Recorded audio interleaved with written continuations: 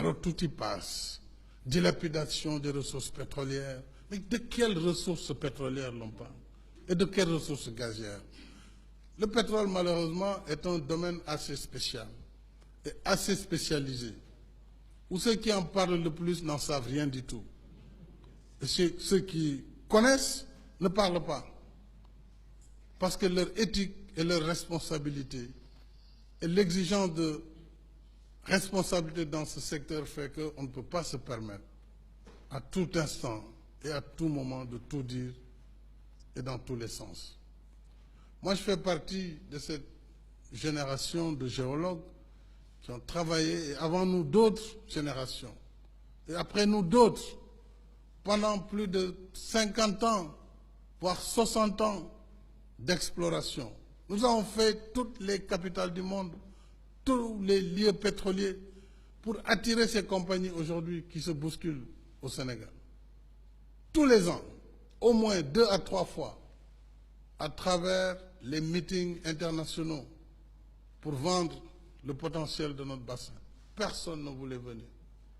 À part quelques petits aventuriers qui prenaient le risque, et c'est ça aussi le pétrole.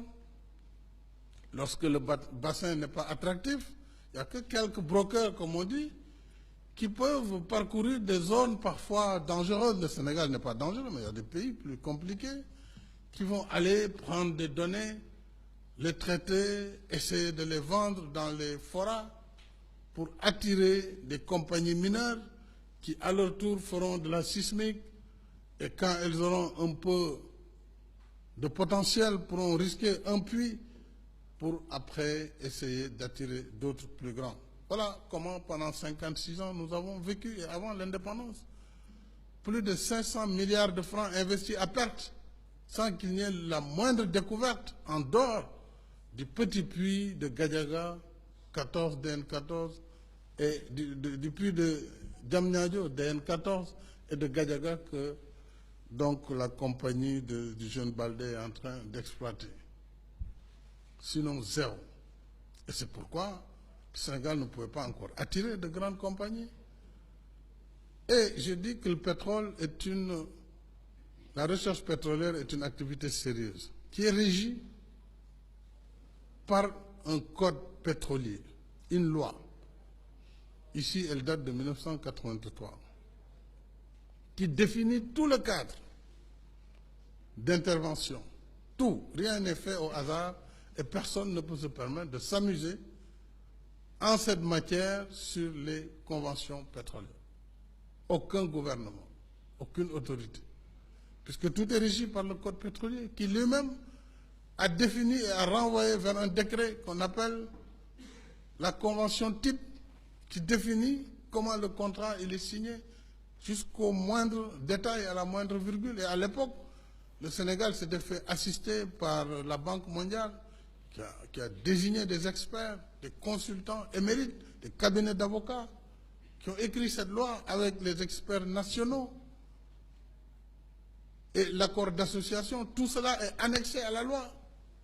Donc comment on peut penser qu'on peut se réveiller, on donne le pétrole à Massamba ou à Mademba parce que voilà, on veut s'amuser. Et on a quand même le courage de le dire publiquement. Et à la limite d'importuner les Sénégalais. J'ai entendu parler de plaintes. Les gens peuvent aller au pôle Nord s'ils veulent faire des plaintes, ou à la planète Mars. Ils peuvent aller où ils veulent. Mais il faut que le débat soit sérieux, soit un débat sincère et un débat qui tienne la route. Ensuite, quand on dit que le Sénégal a perdu des milliards parce qu'on ne nous a pas payé dans des transactions, c'est qu'on ignore comment fonctionne l'exploration pétrolière. On ignore ce que dit la loi. Et dans tous les pays du monde, l'exploration pétrolière, comme c'est une activité très risquée et à fort potentiel de capitaux, c'est une activité défiscalisée partout dans le monde. Tant qu'on est dans la recherche, dans l'exploration et dans le développement, il n'y a pas la moindre taxe à payer à l'État. Ce n'est que lorsqu'on commence à produire, si c'est du pétrole, dès la première goutte de production, alors là, on commence à payer les taxes, on paye les royalties, on paye tout ce que dit le code pétrolier. Alors, venez dire aux Sénégalais, on a perdu, je ne sais pas combien de centaines de milliards dans des opérations, c'est franchement manquer de respect aux gens. Mais enfin, nous sommes au Sénégal aussi, il faut accepter la liberté de dire ce que l'on veut, même si c'est insensé. C'est la liberté aussi des gens. Mais enfin, je crois que nous devons nous concentrer autour de l'essentiel.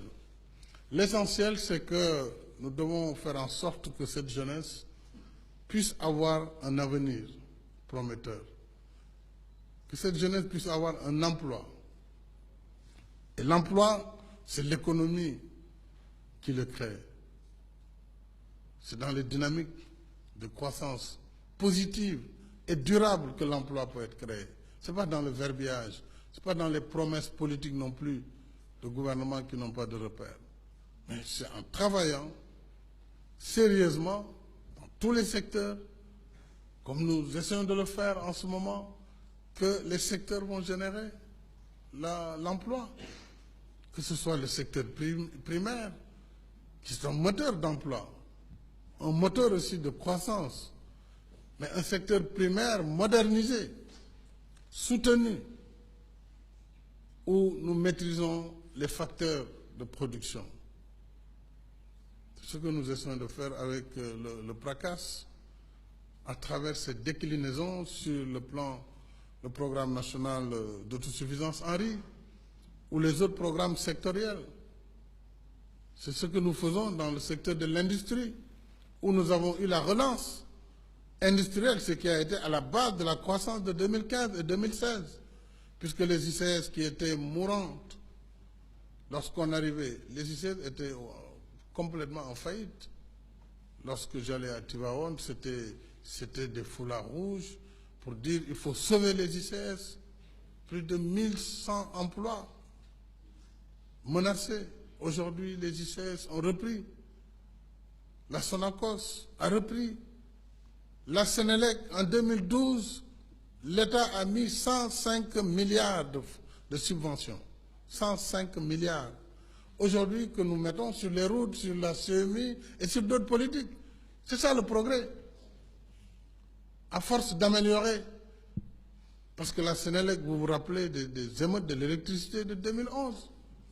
2011, c'est 913 heures de coupure qui correspondent à 1 mois et 10 jours sans électricité dans l'année. Nous ramenons ces 913 heures à moins de 73 heures de coupure par an, donc soit 3 jours de coupure. Vous passez de 1 mois et 10 jours de coupure à 3 jours. Y a-t-il du progrès ou pas? Voilà le débat.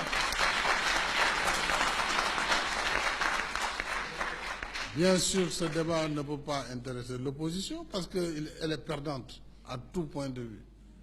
Et quel que soit le secteur, la comparaison se tient. Quel que soit le secteur, l'éducation, pour en parler, l'enseignement supérieur, ce qui a été fait en termes de valorisation, la qualité de l'enseignement supérieur, la modernisation des laboratoires, le nombre de lits multiplié presque par 2,